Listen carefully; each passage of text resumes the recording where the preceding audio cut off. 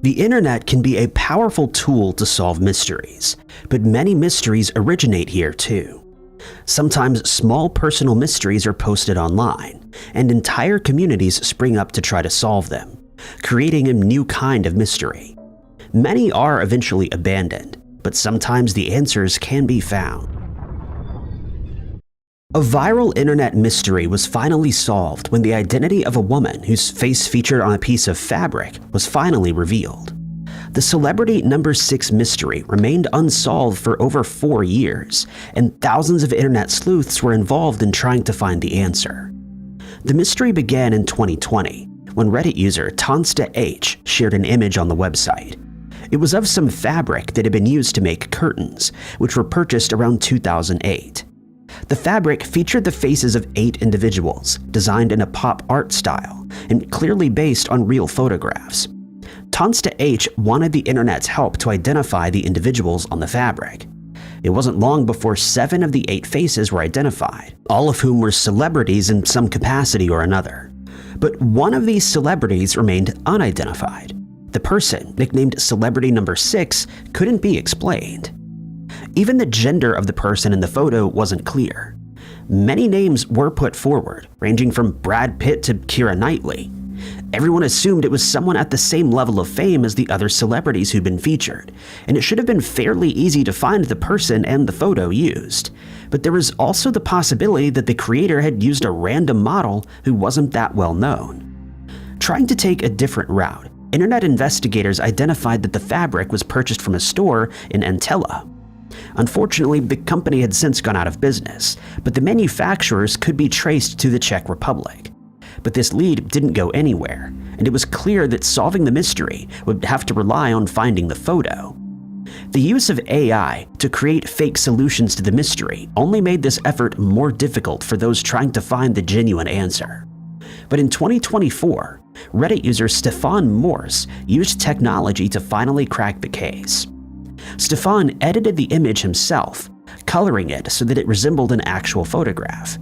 He made a few different versions of this, as the pop art style meant many details were missing. Each photo was then examined with facial recognition search engines like PimEyes. A woman named Leticia Sarda came up multiple times. Leticia was a Spanish model who'd worked in the industry for over 2 decades before changing careers in 2009. During that time, she worked on campaigns for the likes of Burberry and L'Oreal, and had even done shoots with Ian Somerhalder. In 2006, she was featured on the cover of a magazine called Woman. It was clear she resembled the mysterious celebrity number 6, but the mystery couldn't be classed as solved without the original image. Another user contacted the photographer who had taken Leticia's photo for the 2006 magazine. He remembered the photo shoot and had other pictures of Leticia. He also recognized the image from the fabric and sent the Redditor the original photo that had been used. He noted that the artist hadn't actually asked for his permission to use the photo and had no idea about the internet mystery. Leticia also had no idea that she was the subject of an internet mystery that had lasted over 4 years. She was contacted on social media and took a photo of herself posing with the original image. This meant the mystery could be marked as solved. Ever since it first went online, people have been spotting all kinds of strange and mysterious objects on Google Maps. Some of these have mundane explanations, such as a camera glitch, but others are more secretive. In 2021, a Reddit user posted to the Google Maps subreddit with something they believed might fall into the latter category. It was a mystery that was quickly resolved, but it garnered a lot of attention on international news websites. The mystery concerned a small black triangle that was located in the middle of the Pacific Ocean. The triangle clearly covered an island. The coast of the island could be seen, appearing from above to be rocky, with a lighter ring that completely surrounded the Black Gulf. The island was located around 1,500 miles south of Hawaii and was extremely isolated, which only added to its mystery. Many suggestions were put forward, with everything from a military base to an underwater volcano. It wouldn't be the first time Google Maps had blurred out images of military bases. Naturally, militaries around the world do not want images of important infrastructure that could be targeted to be freely available online. Sometimes these are blurred out with just large blocks of color, like what was seen with this island. Other times, patterns are used to obscure the details. The fact that the island was relatively small also didn't mean this possibility was ruled out. For example, the United States uses the atoll of Diego Garcia in the Indian Ocean as a base, even though it's only 12 square miles in area. Another possibility was that it was just a mapping error. In 2012, an island that was supposedly the size of Manhattan made headlines after it was discovered on Google Maps. It was covered in a black box that made it look as if it was censored. This was Sandy Island, which had been charted centuries earlier, but it never existed. It's possible that the first people to chart the island saw a pumice raft, and the mistake was passed on to future cartographers. It remained blank due to the different ways Google captures images of the ocean and images of land. When the error was spotted, Sandy Island was removed. This didn't seem to be the case with the black triangle though, as the outline of the island was visible, and there was obviously something there. It wasn't long before internet users solved this mystery. The triangle wasn't actually black, but a very dark shade of green, and that was due to the trees that covered the island. These trees grow so close together that they can sometimes stop anything else from growing on the ground beneath them. When captured from satellites in orbit, the details can't be made out, and they instead look like a mass. The island is actually called Vostok Island. Today it's uninhabited and serves as a wildlife sanctuary. Creepy and disturbing images are often attached to scary internet stories to enhance the horror and keep the story in people's memories. Often, these images become more memorable and creepy than the stories themselves. This is especially the case when the origin of the image isn't known. One such image is the creepy doll thing.jpg. The origin of the photo became an internet mystery, which was finally solved for good. The image shows a white face, framed with black hair. The figure has large, bulging eyes, realistic-looking teeth, and red stains around its mouth. It first gained popularity on the English-speaking internet in 2012, when it was used to accompany a creepypasta called Gurgles and Bugman. The story is about a creepy TV show, where the two characters break into people's homes and wait until they fall asleep before attacking. Each episode supposedly ended with the face of the character Gurgles taking up the entire screen. This was what the image supposedly showed. For a while, people thought that the creepy image originated with the story, but it actually predated the story by 7 years. Tracking down the origin of the photo took sleuths to Japanese websites from the early 2000s. The earliest instance of the image that people could find dates back to December of 2005 on the Japanese site 2chan.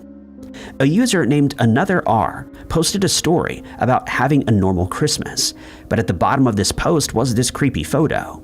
It was captioned, "If you don't post this image on another image board within an hour, something terrible will happen at the end of the year." It was a classic chain letter and just another one of countless that were on the internet at the time. The image would take off in 2007 when another 2chan user challenged others to make the picture cute. The challenge became so popular that the photo became known on the Japanese internet as Make Me Cute. Even though Another R seemed to be the earliest known example of this image, the original photo remained a mystery. It wasn't possible to trace it any further, and this route didn't seem to be providing any answers. A breakthrough came in 2021. Japanese YouTuber Suburo had been investigating this case for years, trying to figure out when it appeared on the internet, and also who made the original image. They were contacted by people who claimed to have known the people who made the first Screamer image, but they couldn't provide proof. Finally, a user sent the original image that had been used to create the picture. It was the face of a Japanese doll that was apparently broken. Its eyes were much smaller, and one appeared to just be an empty hole. The mouth was also smaller. The user had found the image on a 2chan log, dating back to before the first known occurrence of the edited image. At the time, it wasn't possible to determine where that image came from, but it was a big step in solving the mystery. Where the eyes and mouth that were pasted on the doll's face came from were also unknown. Finding these features took sleuths to a GeoCity blog from 2005. Someone had posted a GIF of a Japanese visual novel. The GIF showed text over a still image before suddenly going black. The eyes and mouth then appeared for a brief moment. These were identical to those used on Doll Thing. In June of 2024, the final piece of the puzzle was found. While looking for another piece of lost media, a Redditor came across the archived pages of a blog with a full-body shot of the doll. It dates back to 2004 and has been part of a Yahoo auction listing. 20 years ago, someone was trying to sell an old broken doll, which led to the creation of a disturbing image and a strange, now solved internet mystery. The story of Ori Chef has periodically gained attention over the years, since it was first discovered in 2018. But for many, who or what exactly Ori Chef is has remained a mystery. Thankfully, it's one with a relatively mundane answer. In 2018, a 4chan user posted on the paranormal board about a strange Facebook account they had seen. In the comments of a news article was a woman called Ori Chef. When the user translated her comment, it seemed to be gibberish, talking about being cremated and her friend Susie. The strange comment caught his attention, so he visited Ori's profile. She didn't have any posts, so they thought she was just a bot account of some kind. But Ori's friends list was filled with accounts with the same profile picture as hers. When he asked about her other profiles, Ori explained that they were simply used for Facebook games. Often, these kinds of games offer rewards for sending requests to other users, and it isn't common for people to set up other accounts to get access to those rewards. But it still felt strange. The strange Facebook account was shared with others, who went to visit to see if they could solve the mystery. They would discover that other versions of the Ori Chef account did post on Facebook, and often included images and stories that were creepy and disturbing. One of these included the photo of a woman who she called Daphne, which had a red filter over the top to make it look creepy. Ori claimed that Daphne was a close friend of her father, but she wanted surgery to change her appearance. Ori's father tried to talk her out of it, but Daphne didn't listen. One day he went to visit and found she had passed away. It was a creepy story, although not very well written. Other comments seemed to indicate she wanted to hurt people, including her family members. When Ori's story is shared today, it's sometimes said that she's taken the lives of multiple people, but this isn't the case. Mixed with the disturbing images are ordinary photos and videos showing the life of a woman in the Philippines. These would be typical of any personal Facebook account, but were outnumbered by the more disturbing images. The creepy photos had only started to appear after Ori's Facebook page gathered attention, and she would often caption them referring to herself as being famous in creepypastas and featured on videos that looked at the strange side of the internet. By examining Ori Chef's page closer, it was clear that her initial story about Facebook games was true, but she'd started to post strange and disturbing things to keep the attention, after others pointed out her strange account. One mystery that remained concerned Daphne. The photo wasn't of Ori herself, and the identity of the woman in the picture remained a mystery. Some believed it may have been the original photo of Jeff the Killer, a famous piece of lost media. This isn't the case, though. The woman in the photo is called Daphne. A poster on the subreddit Internet Mysteries tracked down the woman in the photo and discovered she lived in Sydney, Australia. She'd gotten into a car accident which had left her with some minor disfiguration. Since her photo went viral, she'd been receiving harassing messages, though these had thankfully slowed down in recent years. Ori also seemed to have stopped posting over the past few years, so it seems like this internet mystery may finally be over. In 2021, someone uploaded a short, 17-second snippet of a song to the site What's That Song, hoping to identify it. Ironically, he believed the song was called Everyone Knows That. Nobody had heard this song before, and it would become one of the most mysterious pieces of lost media in recent years. The song was uploaded by a user from Spain with the username Carl92.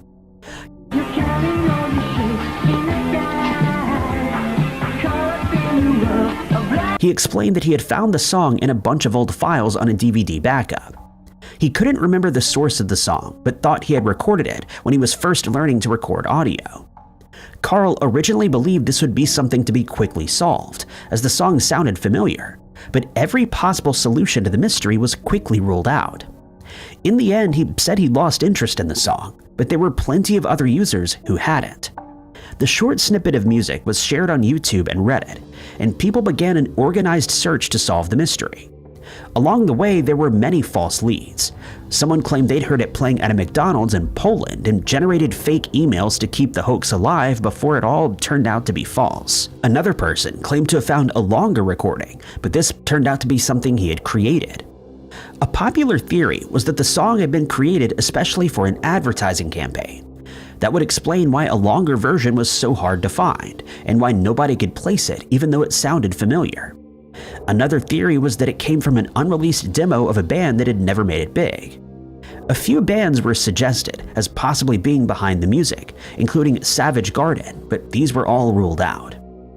The short nature of the clip and its bad quality only made identifying the song even harder. It wasn't possible to determine the lyrics, but everybody was confident that the final lines were something like, "Everybody knows that, you've got ulterior motives, tell me the truth, every move shows."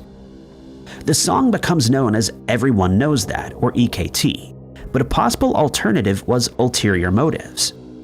One Redditor ran the two phrases through the US Songwriters database, SongView, which yielded 4 results. One of these was a song by a duo calling themselves Booth Brothers. This lead took investigators to Christopher St. Booth, who worked with his brother Philip. They'd produced music in the 1980s and allowed some of it to be used in a variety of films. Going through the films that the brothers had licensed music to led investigators to one movie that contained the mysterious song. Investigators were able to get in touch with Christopher Booth, who was surprised at the attention his song had gotten. The only known example of it was from that particular movie, which explains why it was so hard to find. He was able to confirm the song was called Ulterior Motives, and that the lyric was "Everyone Knows It," rather than "Everyone Knows That." Today, Christopher continues to make music.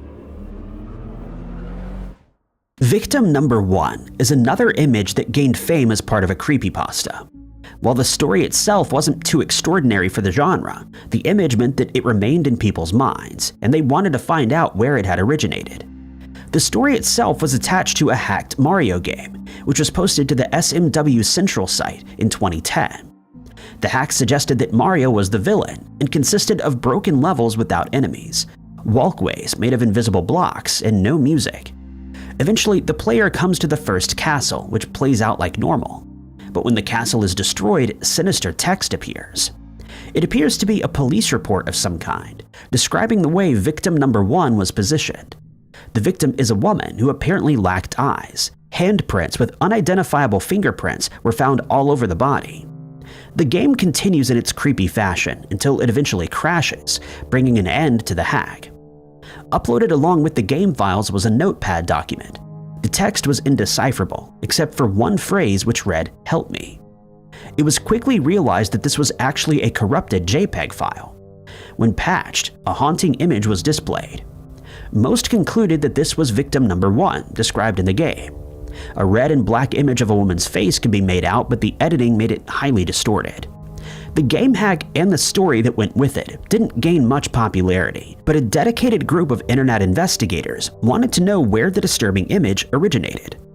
During the investigation, a video was discovered that dated 2 years before the Mario upload.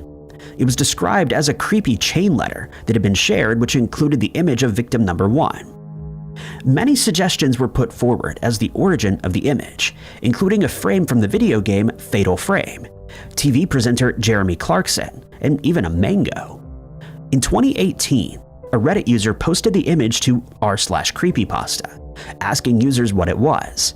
It was here that the first significant clue to solving the internet mystery was uncovered. A commenter said it had originated on 4chan and came with a creepypasta that said downloading the image would infect your computer.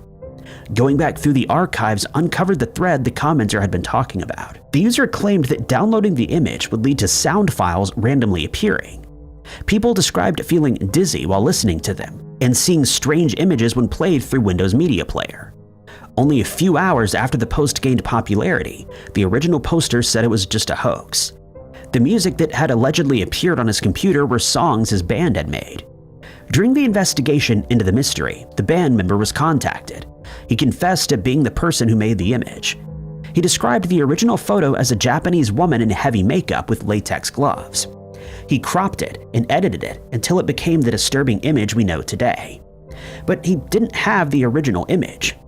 A Discord server was set up to aid the investigation, and in 2003 there was a breakthrough. A user named Petey suggested it might be Kyo, a singer from the band Dir en Grey. The image he posted resembled something that victim number 1 may have originally looked like. Shortly after, another user following this suggestion found the exact image. It was actually of someone cosplaying Kyo. It was just like the band member described, and he confirmed this was the original photo. It already had an orange hue over the top, but it wasn't long before another poster found the original image, uncropped and without that edit. The mystery was officially marked as solved, with another piece of lost media located. In May of 2021, a strange video went viral on TikTok. It showed a woman acting strangely and limping around outside an apartment building in Seattle. It was over a year later that the mystery of what actually happened could be solved. The videos that were first posted online were filmed from a distance. They first showed a woman walking strangely and moaning while a few police officers tried to get her to calm down. She seemed to be clutching something to her side, but it was difficult to make it out from a distance. A closer video was later uploaded, which showed something even more disturbing. Half of the woman's head had been shaved. Black marks on her face made it seem as if she'd been burned, and she was only wearing one shoe. She continued to wail and moan, but nothing clear could be made out. The videos were quickly removed from TikTok, but not before they'd caught the attention of other users, who shared the videos on other websites. The woman was dubbed the Seattle Zombie Woman, and people began to speculate about who she was and what was going on. Theories ranged from the dark and sinister to something more lighthearted. Some believed that she had just escaped an attack from a criminal. A news story about a woman who'd been attacked by her boyfriend and his dog was shared, but it became obvious this wasn't the woman in question when it was pointed out that this story had occurred in a different state. The woman didn't seem to want to talk to the police, which seemed to suggest she wasn't running away from anything. Others thought that the woman might have been having a mental health crisis or was under the influence of some illegal substance. The woman was later assisted by paramedics and taken off in an ambulance, which seemed to suggest something medical was the explanation. More skeptical viewers thought that it may have been some kind of promotion for a new zombie TV show or movie, but this seemed unlikely. There were no such movies or shows being promoted at the time, and the fact that the police and paramedics became involved could have led to serious trouble for the company behind the stunt. There was silence from the police and authorities about the incident, which only added to the mystery. If the woman had been having some kind of mental health crisis, she deserved her privacy, but typically the police would share that they have responded to a woman in distress and that she was receiving medical treatment. The silence only led to more conspiracy theories about the woman. A woman named Rebecca M.S. dedicated herself to solving the mystery. She contacted the authorities and was able to obtain recordings of a police call about the incident, as well as police reports that were uploaded to her YouTube channel. She eventually received the body cam footage from the police officers who responded to the incident.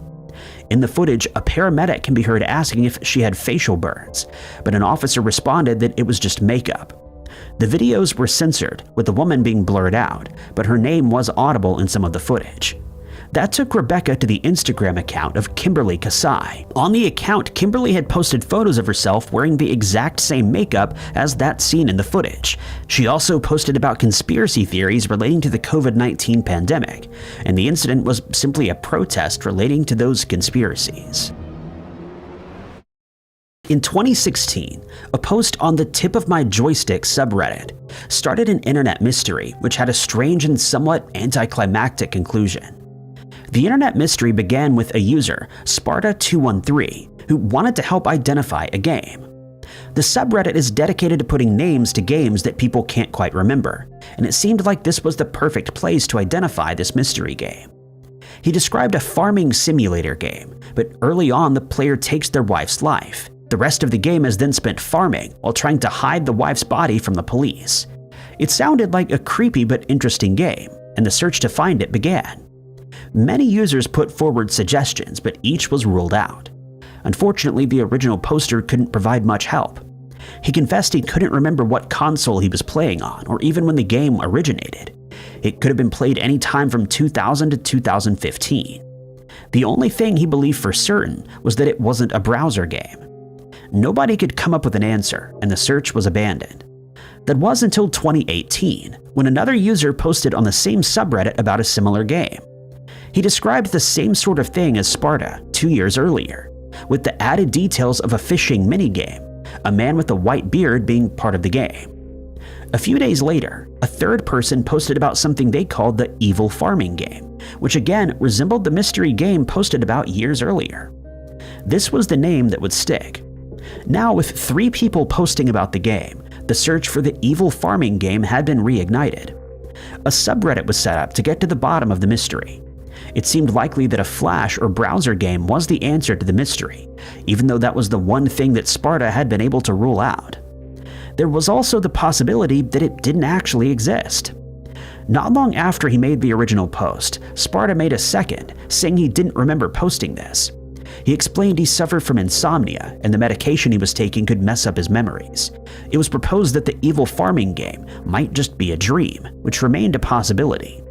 He also said that the later 2 posts included details that weren't part of the game he remembered, and suggested they might be making it up to add to the mystery. In June of 2021, the source of the mystery was finally found.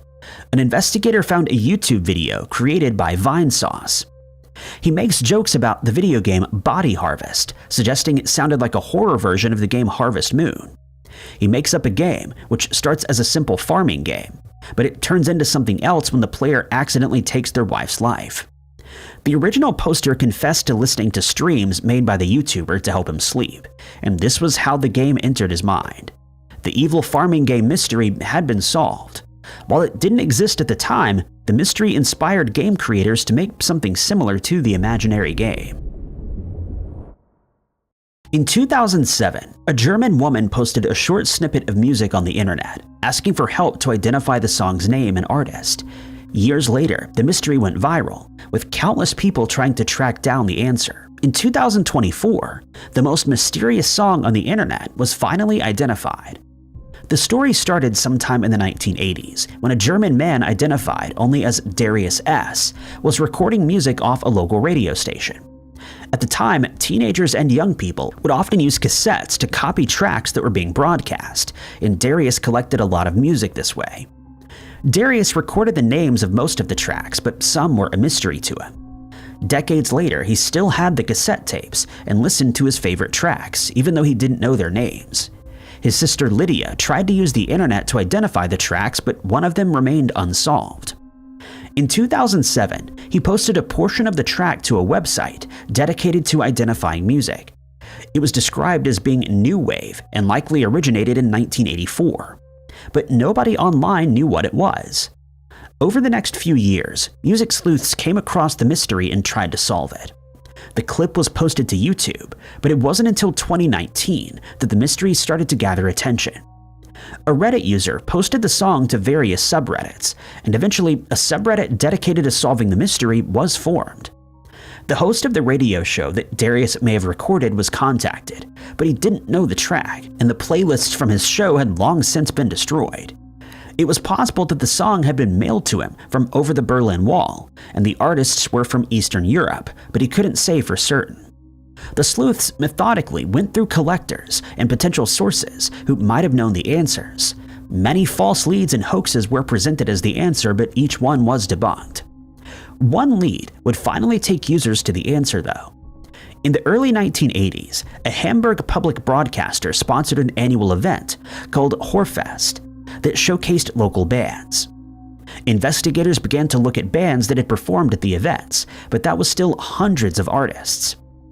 Reddit user Margin1412 came across a newspaper clipping about a band named Fex, which had won a talent contest in September of 1984.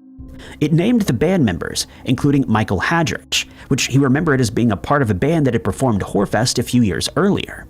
He contacted Michael and asked if he had any old recordings from his time with Fex. Michael sent over recordings of some songs, one of which Margin recognized as the most mysterious song. He told Michael that the song was famous. The musician hadn't realized anybody was looking into his old music. He asked the Reddit user to stay quiet until he had spoken to other members of his old band and registered the song with a German organization for music. And finally, in November of 2024, they allowed him to share the discovery. The song was called Subways of Your Mind. The main idea for the song had come from the band's guitarist and singer. Together with the bassist and drummer, the band had put the piece together and performed it multiple times. For evidence, they were able to provide recordings from live shows and even got in touch with their old agent. Since the internet mystery was solved, the band has gotten back together to produce a new recording of the famous song, while other music from the band is also receiving a new wave of attention. The backrooms is a genre of internet story that developed rapidly over the last 5 years. Extensive lore has been created by various writers, each trying to come up with something more disturbing than the last. But it all started with a single image posted to 4chan in 2019. The image was posted to 4chan's paranormal board, where a user asked for unsettling images. The photo seemed to be of some kind of empty office room, with walls strangely dividing the space. Fluorescent lights give the image a yellow hue, and the old-fashioned wallpaper and carpet add to the creepy appearance. It was a liminal space, somewhere where people should be walking through, but for some unexplained reason, it was empty. In the thread, someone posted a short, creepy caption that was then attached to the image. Quote, "If you're not careful and you no-clip out of reality in the wrong areas, you'll end up in the back rooms where it's nothing but the stink of old moist carpet, the madness of mono yellow, and endless background noise of fluorescent lights at maximum hum buzz, and approximately 600 million square miles of randomly segmented empty rooms to be trapped in. God save you if you hear something wandering around nearby, because it surely heard you." The photo and story were shared on other websites, where it captured the imagination of horror writers. The premise is based on the idea of no-clipping, which can happen in glitchy video games. A player might be able to pass through a wall or terrain that's supposed to be solid and end up outside the map. The back rooms were supposedly somewhere outside our reality, and once someone ended up there, it was almost impossible to come back. The idea of other creatures wandering around the space, combined with more creepy images of liminal spaces, was combined to make different levels where stories could take place. Some people were less interested in telling stories and more interested in finding the real backrooms. Of course, the place outside of reality wasn't real, but the picture had been captured in a real-world location, and that location was the source of the internet mystery. Trying to solve the mystery started with looking at the file name, which seemed like a random jumble of numbers. It looked like this was a Unix timestamp, which dated the image to July of 2012. That may have been when this photo had been uploaded to 4chan, and so people started to go back through archives to search for it. One of the investigators eventually found the image on an old board in 2011, where it had the file name dsc00161.jpg.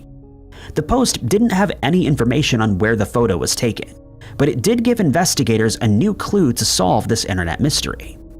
The new file name was used to search the web, and one person had the idea to search Twitter for the name. This turned up a result, and turned out the mystery had actually been solved long before anyone realized. In 2019, not long after the Backrooms story was created, a Twitter user made a post sharing the source of the image. It was a link to an old blog. Unfortunately, the link was now broken, but the blog could be accessed using the Wayback Machine. It belonged to Hobbytown USA Racing Team, an RC racing team. The post concerned renovations they were doing to a new building. Most of the images in the post no longer worked. Only 2 were still available to be viewed. One of these was the infamous Backrooms. With this discovery, the mystery was solved, but the appeal of the creepy story lives on for many. The FBI's website is filled with fugitives that are wanted for various types of crimes, one of which is cybercrime, where criminals use their knowledge of technology to commit crimes against other internet users. One case that's still ongoing came about when 3 men used malware to carry out a nefarious plan to steal money from their victims' bank accounts. The malware that was used was known as the Zeus virus, but it was then heavily modified and renamed as Jabber Zeus, since it would send them information over the cloud-based Jabber messaging service. The 3 men set up a phishing webpage that mimicked that of their victims' bank accounts, and once the page was accessed, their victims, usually small businesses, would enter a one-time PIN code. A message would then be sent to the Jabber chat set up by the criminals, and they would modify the business's payroll. Suddenly, the firm would appear to have many more employees than they actually did, and deposits would be made to fake bank accounts belonging to the three men and employees that they recruited to monitor the payments. The plan went off without a hitch until investigators found a surprising way to track one of the creators of the virus, who stated in one of the Jabber chats that his wife had given birth to their child and he mentioned her weight at birth. Investigators then looked at birth records and found that only one girl was born with that exact weight on that day. They were then able to acquire the baby's father, and they knew that this was the man involved with the scheme. But he got wind that he was about to be arrested, and so he destroyed as much evidence as he could before fleeing and informing his co-conspirators, who then relocated. But his luck would eventually run out, and he was arrested in Geneva, Switzerland. But his two accomplices are still on the run, and their whereabouts remain a mystery. One trait that's often found among internet users is that they tend to exaggerate their lives, their abilities, or in some more extreme cases, who they really are. Some claim to be from the future. Others believe that they have special powers that other people don't possess. Others take on a completely different identity altogether. But this was taken to the extreme by one 4chan user in 2021, when an anonymous user claimed that he was God himself, and that he had the ability to bend both time and reality to his will as he saw fit.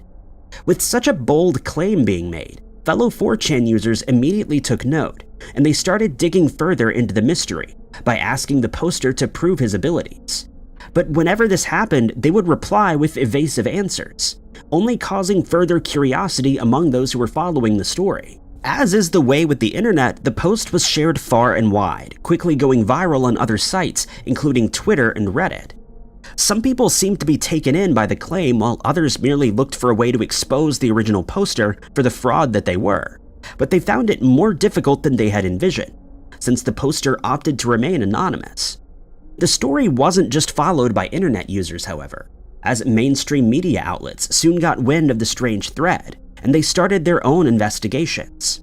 These were often hampered, however, by copycat users who attempted to replicate the viral post on their own accounts without success. When the original poster was contacted, he remained as vague and evasive as always, making it impossible for anyone to test his claims. A similar case occurred when a video named "I Am God" was uploaded to YouTube that supposedly caused paranormal events to occur in the house of whoever viewed it. As for the 4chan poster, they never provided any proof of their superior powers, and their identity was never uncovered. The thread is still spoken about today, and many people wonder what the purpose of the whole thing was since there was no definitive conclusion. It's a mystery that's endured for many years and is likely to remain unsolved forever. Certain YouTubers just have a knack for creating good, captivating content that earns them thousands if not millions of subscribers, and very often these channels continue to grow for many years, with some being decades old. Many of these channels deal with popular celebrities, pop culture, fashion, or cuisine, but one woman managed to gain a massive following by covering topics that were a little darker, as they were always horror-themed. Kaylee Elise made a breakthrough into the YouTube world in 2016, when she was the victor in a contest run by Rob Dyke, called So You Wanna Be a YouTuber. She had, however, created her channel in 2012, but after winning the contest, she gained a slew of new followers, with her first video, which was posted in 2015, reaching over 70,000 views. Kaylee would go on to start additional YouTube channels called Monsters Among Us, Behind These Walls, Dark Matters, Unsolved Cases, and Nameless. And she soon tried her hand at podcasting, with a channel called The Bitter Pill. On her Nameless channel, she would cover cases of John and Jane Does, who remained unidentified, in hopes that someone would come forward with information that could bring an end to some mysterious cases.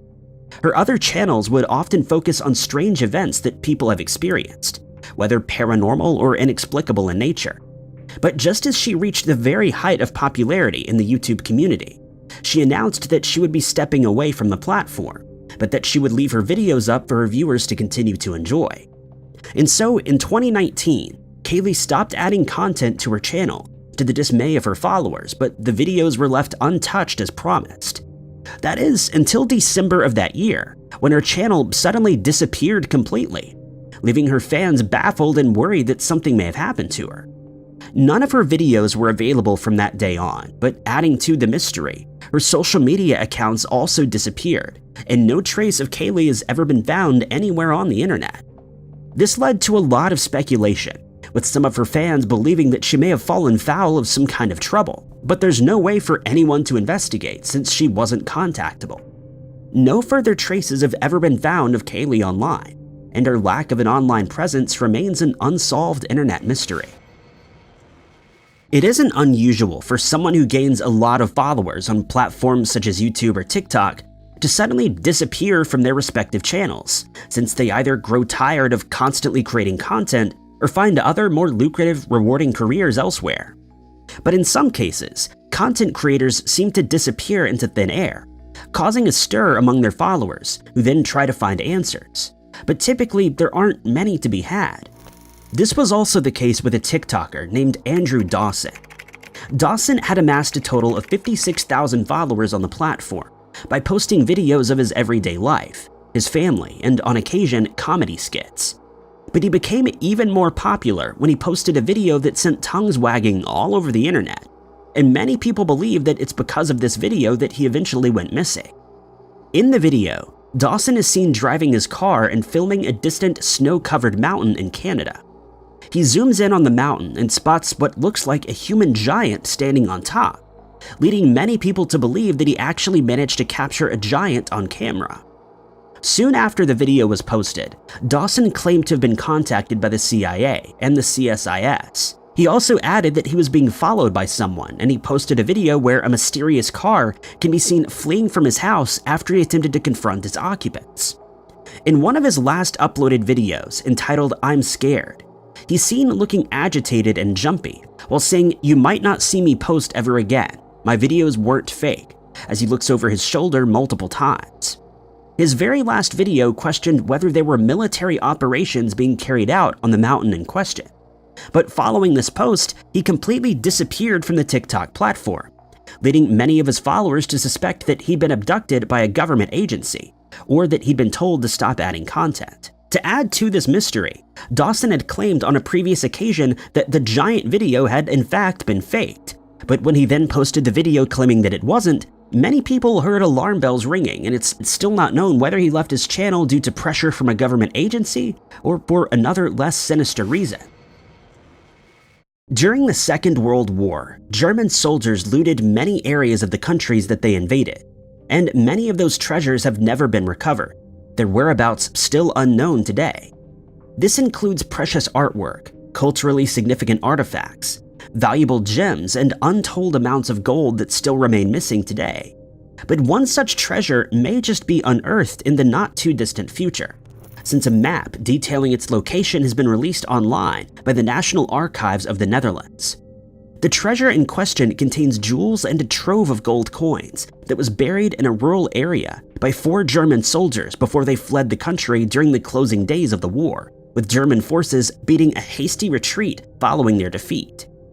The treasure is valued at around $19 million in today's currency, which has caused many amateur and professional treasure hunters to sit up and take note. But the task will not be an easy one, as the Dutch government has been attempting to find the buried loot for many years with no success. One of the soldiers that took part in looting and burying the treasure is still believed to be living, but his whereabouts are unknown. After the war had ended, however, he did reveal that he and a few fellow soldiers found the loot after a bank was badly damaged, and they decided to bury it out of fear of being caught. He also added that they opted to bury the treasure under a poplar tree, and that it's only about 30 inches under the soil. When the first attempt was made to retrieve the valuable items, the search party found the ground in the area completely frozen, and they were unable to carry out a dig. On the second attempt, metal detectors were used, but they also failed to produce any results, and during the third attempt, the surviving soldier not only drew a map, but accompanied searchers to the site, but he was unable to recall the treasure's exact location.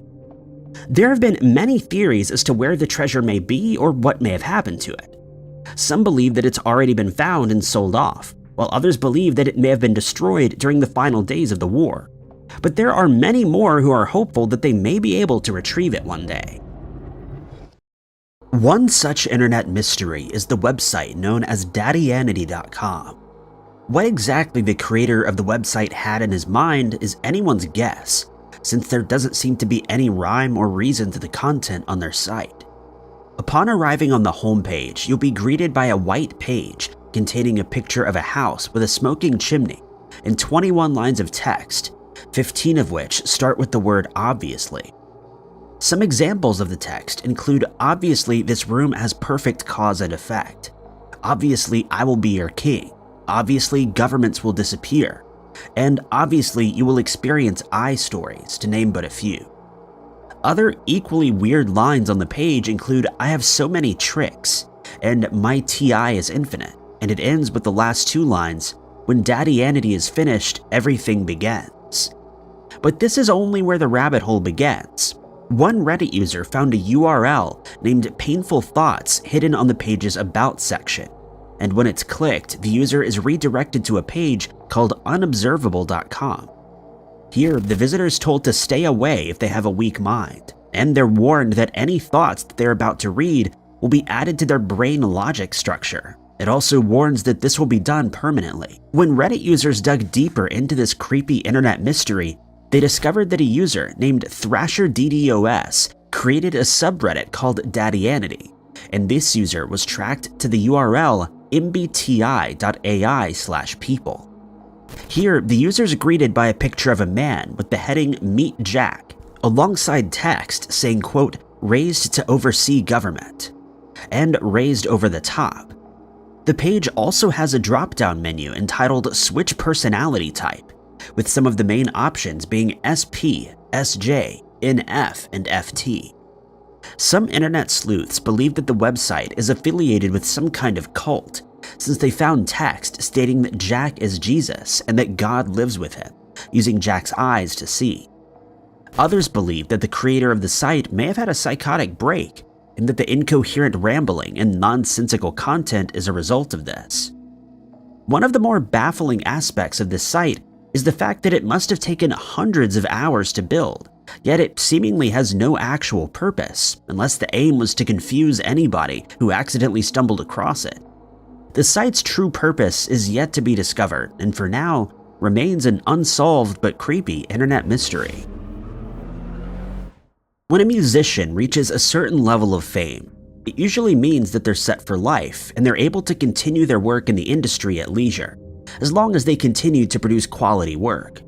But one musician, called Shiloh Dynasty, has become an internet mystery as things turned out very differently for them. Though no one is certain exactly what path they took and where they eventually ended up. When visiting Shiloh's Vine page, one can listen to 13 short clips of his music. The clips are usually only a few seconds long, with the longest track lasting around 30 seconds. This, together with the quality of his voice and playing, made his tracks perfect for sampling by other artists. And this is where Shiloh eventually gained recognition.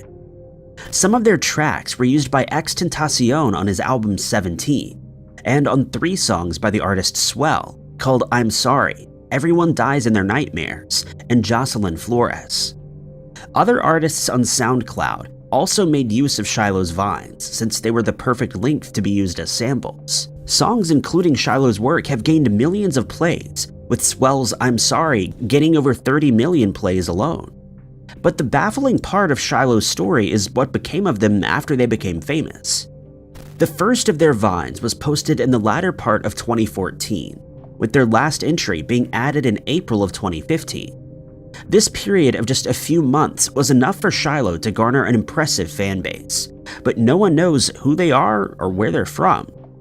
After their last vine was added, their Instagram and Twitter accounts saw a few updates, but by the following year, there were no more posts, no added songs, and no indication of whether there would be more music to listen to. Speculation ran rife, and as internet sleuths started looking into this baffling internet mystery, they started to realize that there was very little information to go on, the least of which was whether they were a man or a woman, though one producer who claims to have met them personally stated that they are female.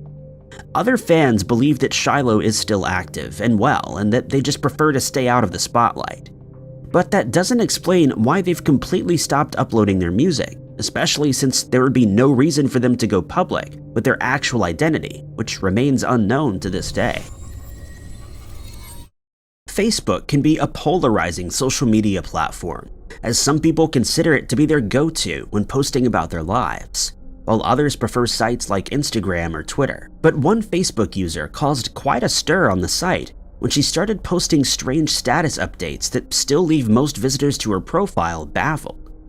According to the About section of Karen's Facebook page, she was born in London, after which she gained a PhD from the University of Toronto. She also claims to speak at least 8 languages, some of which are German, Russian, and Latin. It also states that she is single and living in Canada, Kansas. But it was the nature of Karen's posts that caused concern and confusion among Facebook experts. Her first post was added on the 20th of November 2021, when she added a profile picture. But on that same day, the strangeness began. Her first status update is nothing but a series of numbers and letters with no spacing and no explanation. On the 27th of November, she posted a status that read "password cracker," along with the text "crack test" and "target," followed by the numbers 23, 86, 1110. There are many more similar posts, some being images of a series of numbers, some containing screenshots of police blotters, and one of which that mentions a sheriff named Nick Good. But as strange as this seems, it soon got even weirder. Karen started adding status updates and would often answer her own posts in a different language. Some of these posts were completely nonsensical, with the replies seemingly being unrelated to the original post. An example of this would be a post she made on the 22nd of May, in which she states "Glad Alexar is back," followed by comments on her own, added the following day that read, "That Trass is actually heterosexual is not certain. He's wired to George Blake. Through his early passports, gate passports." 1 minute later, she added Indrek's birthday, 16 May. Another post simply reads, "This picture is the best I can do. No, it's not. I'm better now." Many users started noticing that Karen would seem perfectly normal and coherent 1 minute, but her post would suddenly become disjointed and garbled. This led to many people speculating that she suffers from schizophrenia or a similar disorder, and this theory gained traction when her posts started to sound paranoid. But Karen's true identity was never uncovered, and this creepy internet mystery is one that may endure for a long time to come. YouTube is a seemingly unending source of entertainment, information, and cat videos. But one video that was uploaded on the 15th of April 2009 left many people feeling uneasy and baffled as its purpose was unclear. The video features an android dressed in a sweater, gray pants, and a blonde wig. It then proceeds to sing the words "I feel fantastic, you are fantastic," accompanied by electronic music that cascades between high and low scales, resulting in a sound that's both disorderly and disconcerting. At one point, the android is filmed sitting down with the camera also placed upside down, and she now sports a black outfit instead. Although this is already rather bizarre, it's the next part of the video that caused the most speculation. As the strange electronic music continues, the visuals are suddenly replaced by footage of a wooded area, and the camera zooms in on one seemingly inconsequential spot that contains nothing but some fallen foliage, a bush, and 2 trees. The description accompanying the video only served to deepen confusion, as it references a mythical sculptor who's said to have fallen in love with one of the statues that he created. It goes on to state that the "I feel fantastic" was rumored to have been created by surrealists and abstract artists, but that this is almost certainly untrue. It adds the following lines, saying, quote, "In the mind of her creator, she is a near goddess, the perfect representation, not just of femininity, but the peak of human potential. A perfectly satisfactory being. How does that kind of unconditional love feel? Well, how does she feel? Fantastic." Then, viewers of the video started suggesting theories as to what the video actually meant. Many believed that the creepy video was a clue, and that its creator was someone who'd ended a woman's life and had replaced her with an android, even going as far as dressing her in the woman's clothes. As for the shot of the wooded area, it was suggested that this was the spot where the woman's body was buried, but this all remained mere speculation. But this is one creepy internet mystery that was finally solved when it was revealed that the android was created by musician John Bergeron, who named the robot Terra. He was merely trying his hand at building an android, and Tara was the result.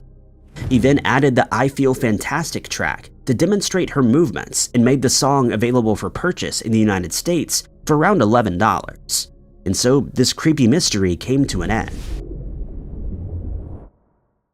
A YouTuber called Human Being 151, who goes by the moniker Insomniac, uploaded a series of videos to YouTube, seemingly with only one intention: to gain the attention of well-known rapper P. Diddy.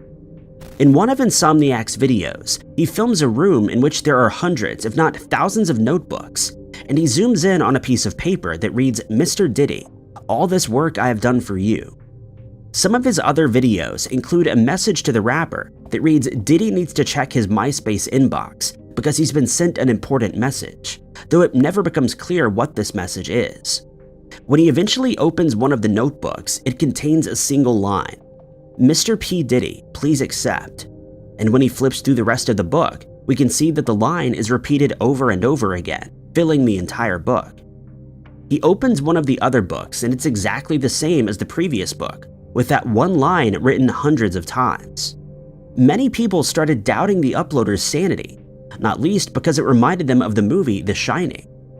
There is speculation that Human Being 151 is a man called Anil Jain, but why he had that many notebooks containing a single repeated phrase, and whether his obsession is still as bad as it was, remains a creepy internet mystery.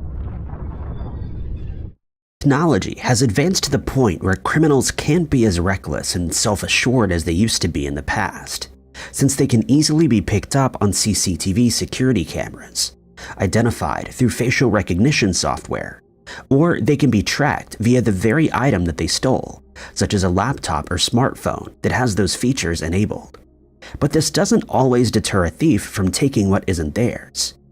As these technologies emerge, criminals are always looking for ways to bypass them, and when they're successful, the chances of them being apprehended drop dramatically. But luckily for one 38-year-old man named Randy Schaefer from River Oaks, Texas, the two thieves that broke into his truck were seemingly unaware of cloud technology, and this led to their eventual capture. In January of 2015, Randy left his house and walked out to his truck, but to his dismay, he realized it had been broken into. He then remembered that he'd left his bag inside the truck the night before, and that not only his iPad and MacBook Pro were in there, but he'd also left a wad of cash totaling $5,000 in the bag as well. He raced over to the truck and his heart sank when he saw that the bag was gone, along with the items that were inside. He notified the police but didn't hold out much hope that he would see any of the items or the money again, since thieves are usually pretty good at covering their tracks when it comes to electronic devices. But luckily for Randy, these were no average criminals, since they clearly had no idea that any of the photos and videos taken on the iPad would automatically be uploaded to Randy's iCloud account. The two thieves, who were later identified as Dorian Gaines and Dylan Thompson, celebrated their ill-gotten gains by going to a Burger King restaurant, where they decided to boast about their haul. In the video, which is entitled Burger King Ballin', Gaines introduces himself while flashing the stolen cash in front of the camera. He then introduces his accomplice, Thompson, and states, "This, my good people, is what we get from a good night's hustle," referring to the money that he's holding. They then point out that they aren't holding any $5 or $10 notes, but only crisp $100 bills, and can be heard saying, "Don't ask how," since they obviously wouldn't be revealing that the money had in fact been stolen. A week after the robbery, Randy noticed that photos of the two culprits had been backed up to his iCloud account, and he shared them on Facebook, where someone went to school with one of the two robbers and recognized them. They shared the names with investigators, who were able to track the two men down and take them into custody. They were each charged with robbery, a charge to which they both pled guilty, and were ordered to remain under community supervision for 5 years. Gaines was also ordered to repay a total of $9,000 to Randy, but not only for the stolen cash, but also the electronics and the damage that was done to his truck during the robbery. Number 9. In October of 2015, 51-year-old professional photographer Anthony Posey and his wife, Crystal, were visiting Seattle from New Orleans for several reasons. They would be celebrating Crystal's 50th birthday while they were there, and he'd been commissioned to take photos at a wedding. On the 15th of that month, he had completed the wedding shoot and was visiting the Seattle Public Library when he needed to use the bathroom. It would only be after he left the men's room that he noticed he didn't have one of his cameras, a Sony Alpha 37, with him, and he realized that he must have left it in the bathroom. It had only been 4 minutes since he had been in there, but to his dismay, he found that it was already gone by the time he made it back. Luckily, he had already sent most of the wedding photos to the newlywed couple, but he'd now lost many of the photos that he'd taken of himself and Crystal during their trip. He knew that there was virtually no chance of getting the camera back, since there was no way of telling who may have picked it up, and so he decided not to file a police report since he'd carelessly lost it, rather than having it forcefully taken from him. He and Crystal flew back to New Orleans, after which Anthony decided to create a post on Craigslist in which he described the camera and stated that it had been lost. But even after doing this, he didn't hold out much hope that the camera would be returned to him, since it was worth a lot of money. Unbeknownst to him, though, the camera had been recovered by Seattle investigators during an undercover operation, during which it was sold to an officer, but they still had no idea who it belonged to. A detective who was part of the undercover operation posted to Nextdoor.com, a social media platform on which users discuss issues in their neighborhoods, stating that the camera had been found in the possession of a criminal and that its owner was being sought. He also added one of the photos that was still on the camera, a shot from the wedding that Anthony had attended, and he didn't have to wait long before his efforts paid off. On the 22nd of October, a fellow Nextdoor.com user responded, stating that they had seen a listing on Craigslist that described a lost camera that resembled the one in the post. Investigators believe it was the fact that a wedding photo was included in the posting that caused someone to come forward, since this type of photo resonates with people and typically causes them to want to help. The detective was able to get a hold of Anthony to deliver not only the good news, but the camera that he had lost, and stated that he was elated to have the images that he'd taken back, since he would have lost over 1,500 photos if it had not been recovered. After the case was closed, Anthony stated that he'd fallen in love with Seattle all over again, since he never imagined that a member of the public would go to the trouble of not only identifying his camera, but contacting the police so that its owner could be notified. Many people applauded the Seattle Police Department for their due diligence and unwillingness to give up in this case, and stated that it goes a long way to strengthen the relationship between the police and the public in the city. Number 8. Being a career criminal must be a stressful life to live. Most people who have chosen this path end up looking over their shoulders for most of their lives, as they're always worried that the law or one of their victims will catch up to them. Added to this is the fact that if they don't carry out crimes regularly, they don't make any money. So they're constantly under pressure to commit as many crimes as possible. But this, in turn, makes it ever more likely that they'll be caught. But some criminals aren't as smart as others, as they seem to think that they're untouchable and that they'll be able to avoid the law forever, which is of course rarely the case.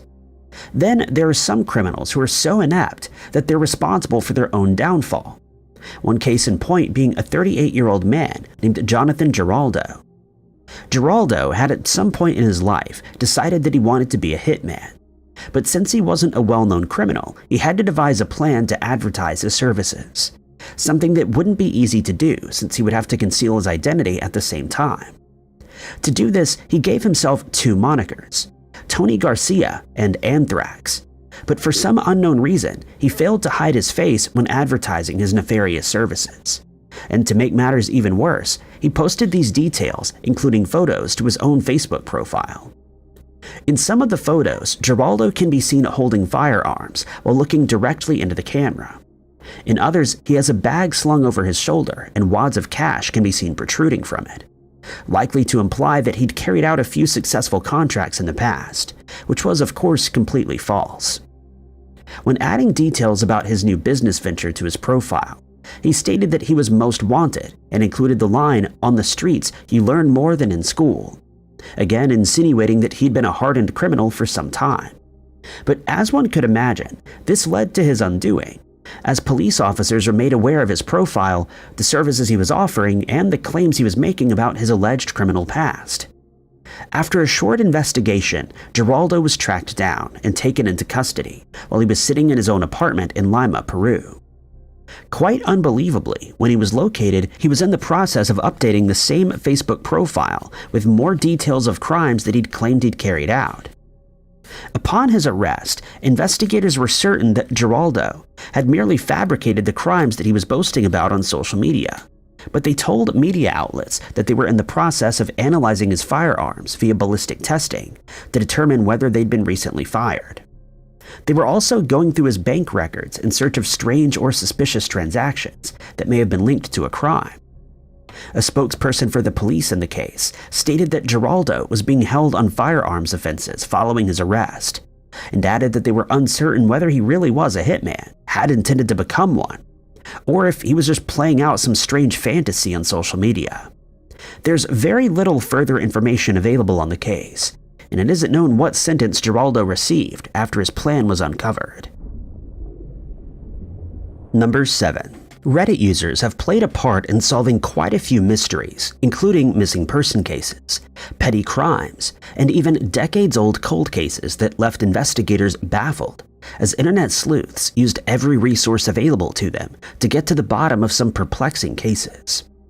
One such case took place in 2010, when a Reddit user named Yasir Afifi took to the platform to ask about a strange device that he found on his car when he took it to a mechanic for an oil change.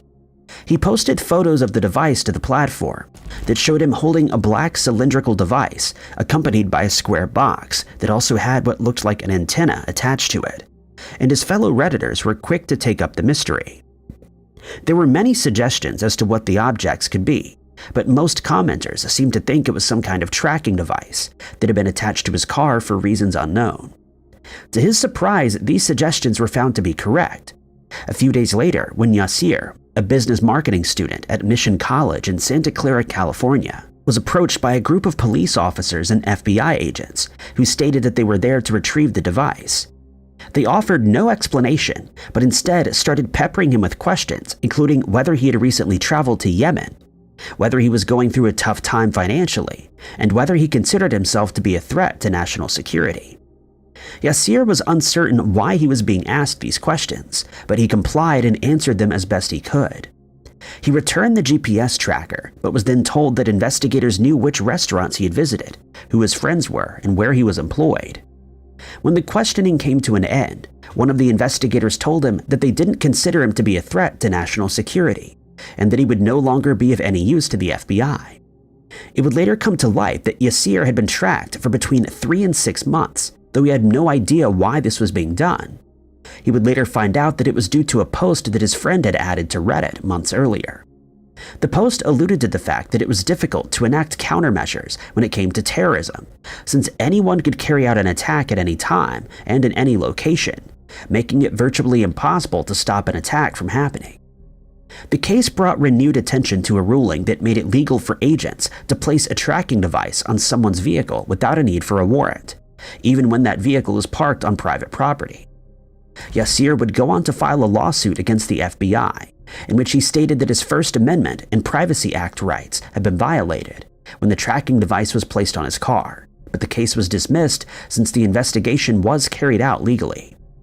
Since Yasir's case came to light, several lawyers have come forward to reveal that they too have been contacted by people who found similar tracking devices that have been placed on their vehicles without their knowledge, specifically in Ohio.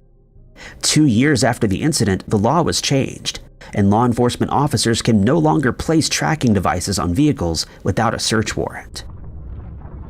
Number 6. Most of us have seen movies depicting a zombie apocalypse, usually brought on by a virus that somehow made it out of a secure medical facility, which then infected thousands of people who spread the condition even further, resulting in streets filled with terrifying creatures. Thankfully, it's merely the stuff of fiction, though the internet wasn't so sure when a video was posted to TikTok by a woman named Aishea Brown, who goes by the handle 627. In the footage, a woman can be seen walking down a street in Seattle, but it's instantly obvious that there's something wrong with her.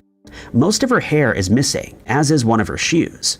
She's walking with a strange stuttered walk, and she's making strange noises as if she's in some kind of distress. From a different angle, the woman's face becomes visible, and it's revealed to be impossibly white.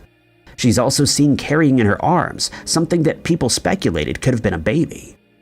Onlookers in the street clearly don't know what to make of the situation, and they wisely keep their distance, while two police officers can be seen trying to talk to her, but to no avail.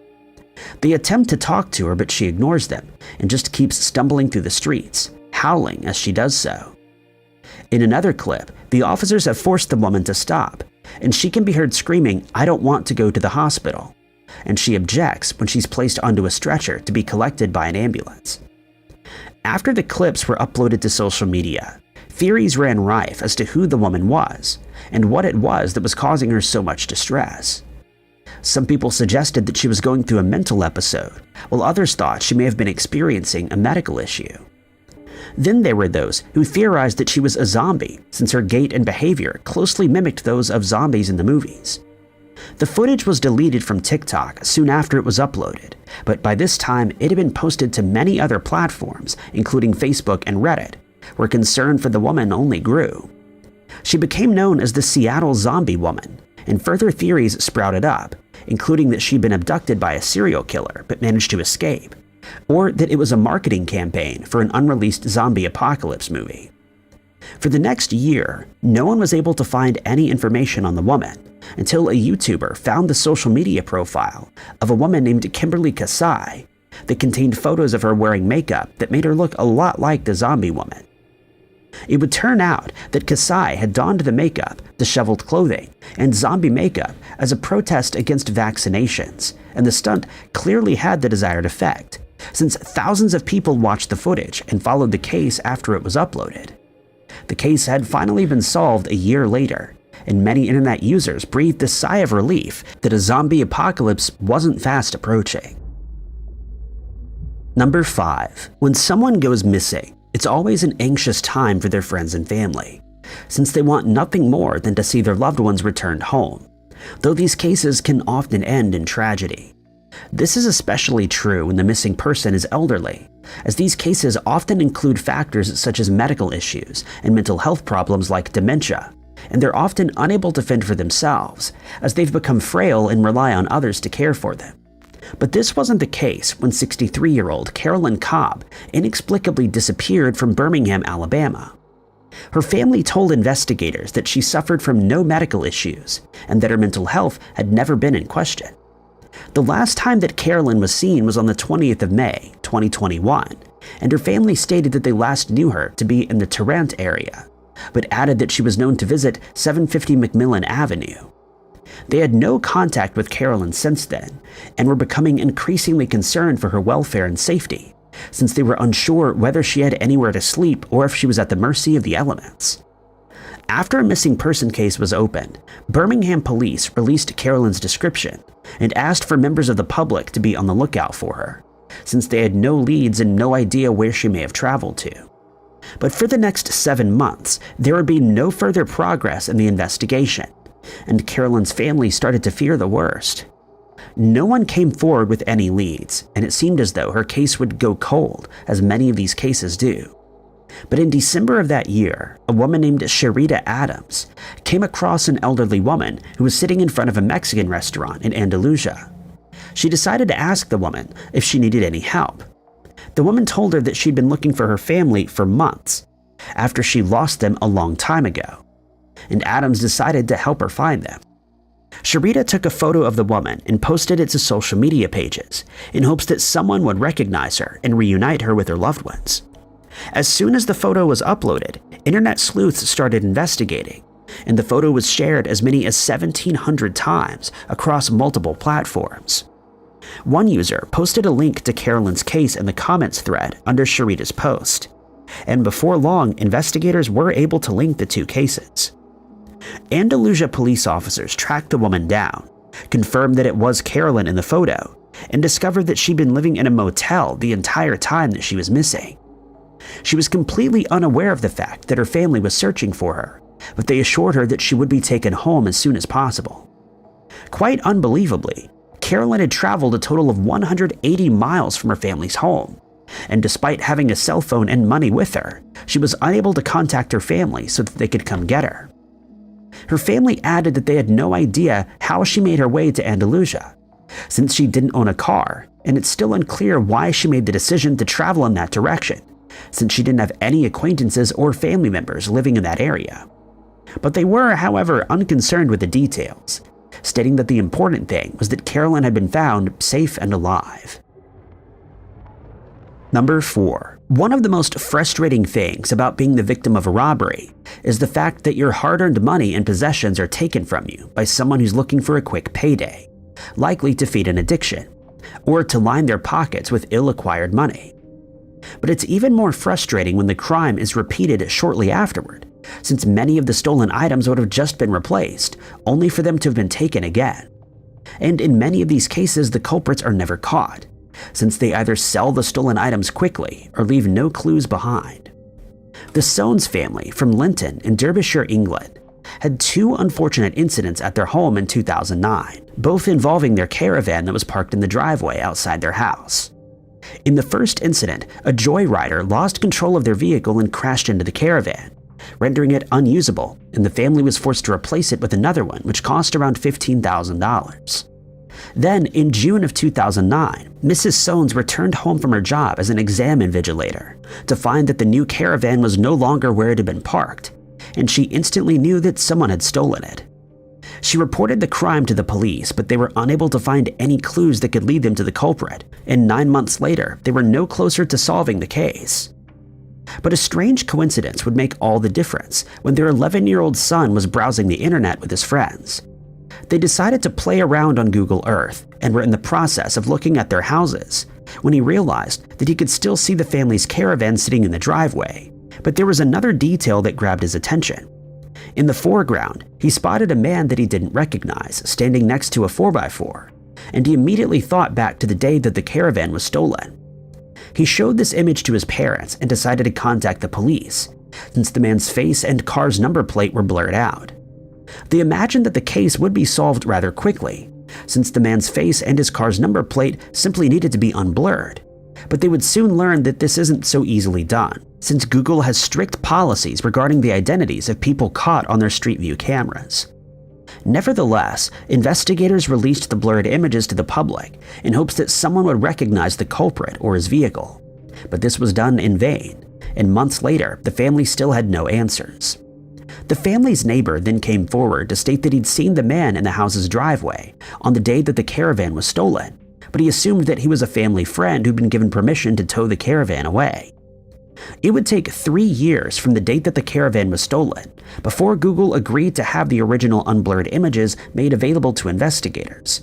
And once this was done, the case progressed quickly. The thief was identified as a 49-year-old who hailed from Coventry, and he was taken into custody. Investigators have since stated that they couldn't believe the man's bad luck, since he was in the process of a crime when the Google Street View car happened to drive by and catch him in the act. The Soanes family decided that they wouldn't buy another caravan and opted to invest in a tent instead. Number 3. One of the easiest items for a thief to steal is a bike, since it's usually a crime of opportunity that takes place when a bike has been left unattended, without it being secured with a chain and a lock. It also serves as a convenient getaway vehicle, and in most cases these bikes are never seen again, as they're either quickly sold off or resprayed so that they can no longer be recognized by their owners or investigators. But one man from Oxford, England, seems to have perfected the art, as he was found to be in possession of over 500 bicycles, all of which were found to have been stolen over the course of 5 years. To make matters worse, he piled all of the bicycles up in his garden, causing his neighbor much distress, since the mess started attracting rats and caused a serious eyesore in the neighborhood. The man's stash of bicycles was so large that it could be seen on Google Earth, but this turned out to be a blessing, as the images provided further evidence in his case, much to the relief of his neighbors. One woman who lives next door to the house told investigators that she confronted the man about the mess on several occasions, but he always told her that the bikes were being collected for charity, and that they would eventually be sent to Africa for use by children in need, which was of course a complete fabrication. She added that the other residents in the neighborhood were afraid to confront the man since he'd been aggressive towards them in the past. She added that the man did make an effort to relocate the bikes on one occasion, with as many as 170 of the bikes being removed from the property, but they were later returned when he couldn't find anywhere to store them. Strangely, the man had been arrested on a previous occasion, when officers responded to residents' complaints, and 167 stolen bikes were discovered in his garden. He was taken into police custody, but for reasons unknown, he was released shortly afterward, and since then he's only continued to add to the ever-growing pile. Speaking to the media, one of the man's neighbors revealed that the bikes had been brought to the house during all hours of the day and night by people driving minivans, but no one is certain why this was being done. None of the bikes were ever sold for money, they were never taken apart for spare parts, and no one ever rode them, so there seems to be no point in keeping them in a big rusting pile for over 5 years. When the neighborhood started being infested by rats, one of the residents started complaining to the local council, but they were told that rats don't nest in bicycles, and in the end, they had to foot the bill for an exterminator to come out. But soon enough, the rats were back, since the bikes hadn't been moved. One woman felt so intimidated by the bike thief that she had to buy a dog, since she was worried that he might retaliate against her for laying a complaint against him. But after the images of the bikes were sent to investigators, it became clear that something had to be done, and the man was finally taken into custody when it came to light that he'd been in possession of stolen property for years. He was charged with looking over stolen goods and possession, but it's unclear what the outcome of his case was, since there's very little information on what happened to him after he was taken into custody. Number 2. If you have a love for nature and the outdoors, you'll be perfectly aware that there's certain etiquette to be followed whenever someone visits a national park or protected wildlife area. You're expected to pick up after yourself and to leave any area you visited the same way you found it.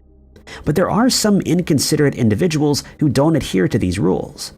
They often leave trash behind when camping or hiking, don't ensure that their fires are properly doused when leaving, and in some extreme cases have been known to leave graffiti on rocks and cliffs, much to the ire of other visitors. This is of course illegal, but it's also impossible to track these culprits down, since there are seldom any cameras around that could identify them. But some graffiti artists are too proud of their work and they seek recognition, which was the downfall of one Reddit user called Creepiest. In October of 2014, fellow Reddit users became outraged when Creepiest started adding photos to the platform, showing their graffiti in 7 national parks, which included Yosemite and Canyonlands. When the graffiti was discovered, the photos were posted by web sleuths to Reddit's hiking community, and very quickly it drew the attention of Steve Yu, a Yosemite National Park investigator. He urged fellow Redditors to email him with any evidence they could find, and soon they were able to find Facebook and Instagram accounts linked to the photos. It was revealed that the culprit was a 23-year-old woman named Casey Knockett, who hailed from San Diego. It would come to light that Knockett had spent a month traveling to national parks where she defaced several rock formations. But thanks to internet sleuths, her home address was also uncovered, and investigators were able to take her into custody. One post that Knockett shared to her Instagram account was met with concern by fellow users, as they realized that she was committing a serious crime. But she responded by stating, quote, "I know I'm a bad person," though this seemingly didn't stop her from repeating the same offense several times over. The Modern Hiker website also caught wind of the damage that Knockett caused, and they published an article in 2014. But this also didn't deter her, as she simply responded by adding a photo to her Instagram account, in which she tagged Modern Hiker, saying, "Sorry Modern Hiker, I'm an artist." She also referenced to the well-known graffiti artist Banksy, but fellow internet users were quick to point out that she wasn't as talented and that Banksy had never defaced a national park while creating his pieces. After she was finally apprehended, Knockett was charged with 7 misdemeanor counts of damaging government property. But even then, she seemed unapologetic, despite being informed that it would be almost impossible to restore the damaged areas to their former condition. She pleaded guilty to the charges and was sentenced to 2 years of probation and 200 hours of community service. She also had been banned from entering any National Park Service, U.S. Forestry Service, Bureau of Land Management, and the Army Corps of Engineers land until her probation is completed. There's also no trace to be found of Creepiest on social media, and it's believed that she deactivated most, if not all, of her accounts. Number 1. It must be seriously disconcerting to realize that you've been under police surveillance, especially if you haven't broken any laws. But it must be even worse to find out that someone other than a law enforcement agency has been keeping tabs on you. In April of 2013, a Reddit user with the handle ShadyBusiness15 posted to the site to ask for advice after he came across an unknown device in his house. He happened upon it by pure chance after an extension cord that he was using suddenly blew a fuse. He opened the cord up to see if he could simply replace the fuse, but upon doing so, he noticed something inside that he didn't recognize, and he was sure that it wasn't meant to be there. Since he had no idea what the item was, he decided to ask Redditors for help in identifying it. He added a few photos and a description of what happened, and his fellow Redditors jumped at the chance to solve yet another mystery.